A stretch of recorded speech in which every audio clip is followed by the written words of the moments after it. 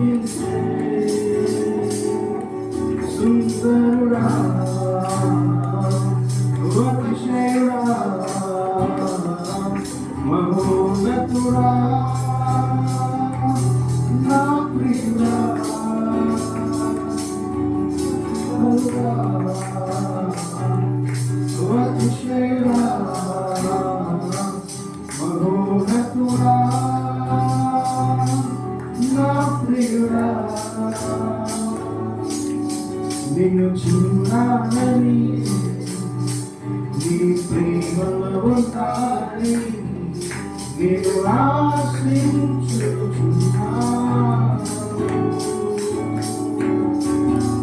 నిన్ను చూడాలని నీ ప్రేమలో ఉంటాని నేను ఆశించుచున్నాను.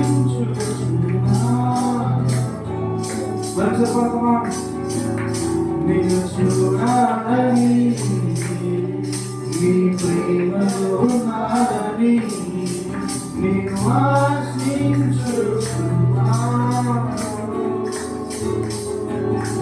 సుందరుడా అతిశయుడా మహోన్నతుడా నా ప్రియుడా. దేవుని ద్వారా ఒకసారి గమనించు. ఆదివారం ఒక రోజే కాదు సరి చేసుకుని ప్రతిరోజు దేవుని దగ్గర సరి చేసుకో.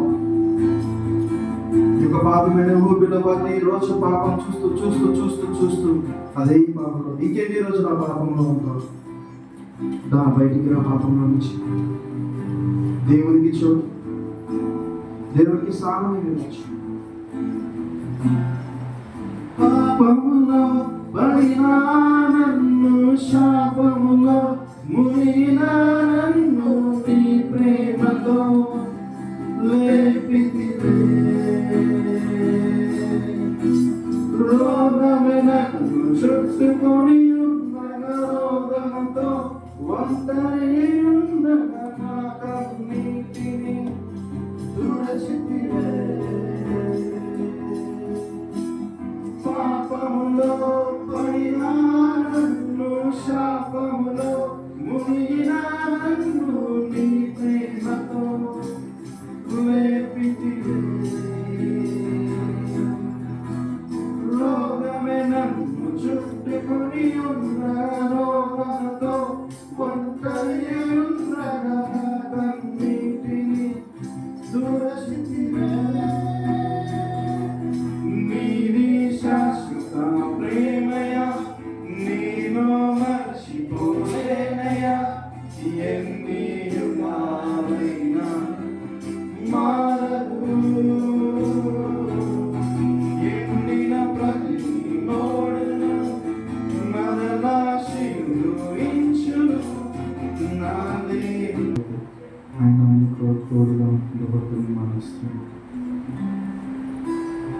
జీవిద్దామా యేసయ్య కోసం, నీతిగా నిజాయితీగా దేవుడి కోసం జీవిద్దామా.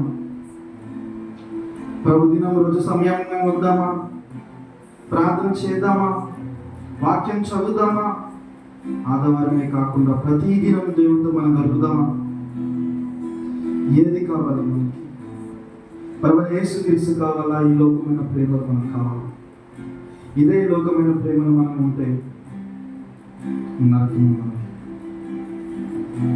నరకం నుంచి తప్పించి మన పరలోక రాజ్యం తీస్తారు. ప్రభు యేసుక్రీస్తు మన కోసం వచ్చాడు.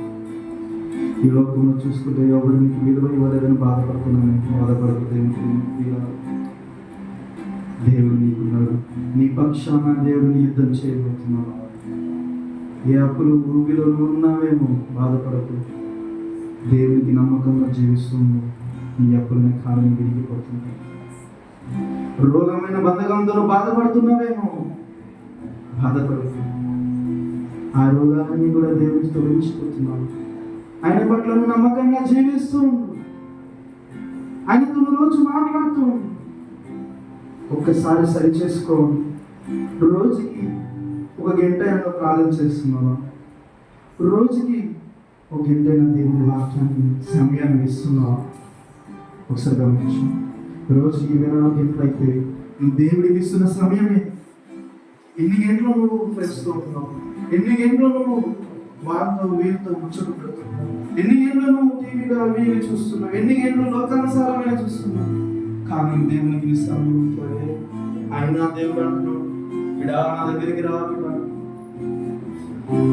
అంటున్నాడు, రా బిడా, ఇంకెన్ని రోజులు బిడా నీ పాపం చేస్తూ ఉంటావు. ఆయన నువ్వు పాపం చేస్తుంటే చూస్తున్నా దేవుడు, ఆయన పాపం విడిచిపెట్టి నా దగ్గరికి రా అంటున్నాడు దేవుడు. ఎవరండి అలా అనేది? కానీ అవన్నీ యేసుక్రీస్తు మాత్రమే శాశ్వతమైన ప్రేమతో ప్రేమిస్తున్నాడు. చేద్దామా దేవునికి ప్రార్థన, దానిద్దామా దేవుని వాక్యం, దేవుడు ఉదయకాలంలో చేసి ప్రార్థన చేస్తున్నావా? నమ్మకంగా జీవిస్తున్నావా? చర్చిలో నీ ప్రార్థన ఎలా ఉంది? బయట నీ ప్రార్థన ఎలా ఉంది? ఒకసారి సరి చేసుకుందామా?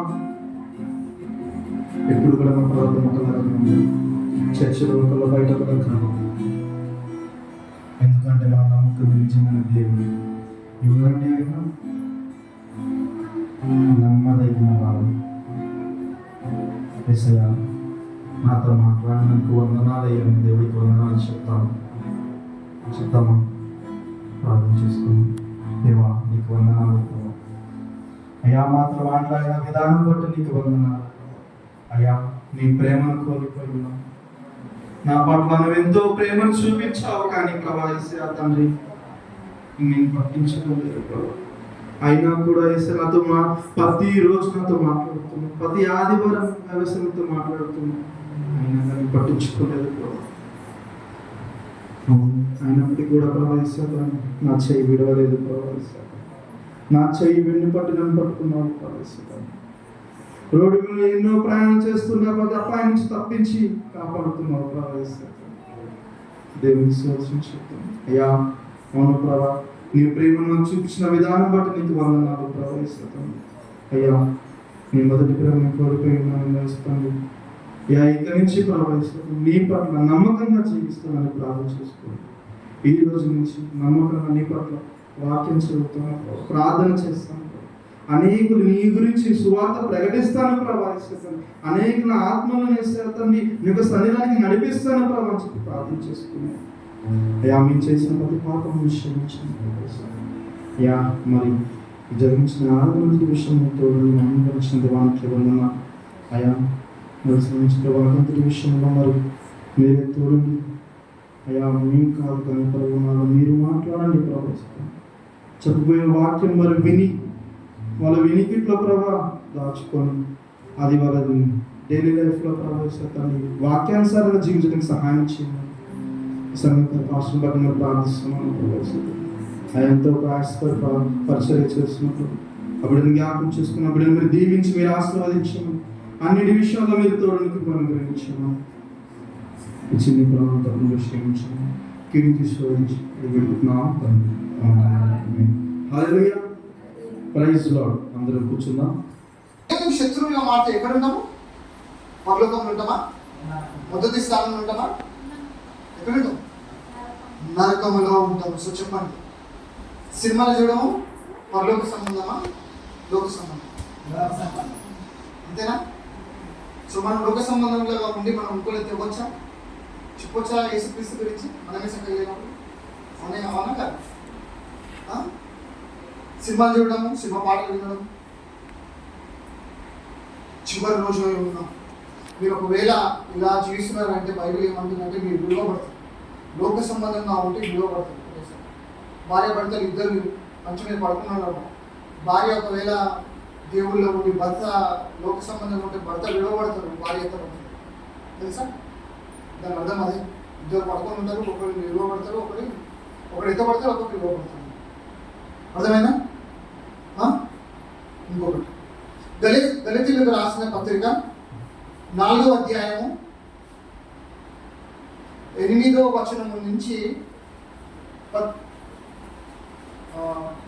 8 చాప్టర్ 4 నుంచి వర్స్ 8. గలతీయులకు రాసిన పత్రిక 4వ అధ్యాయము 8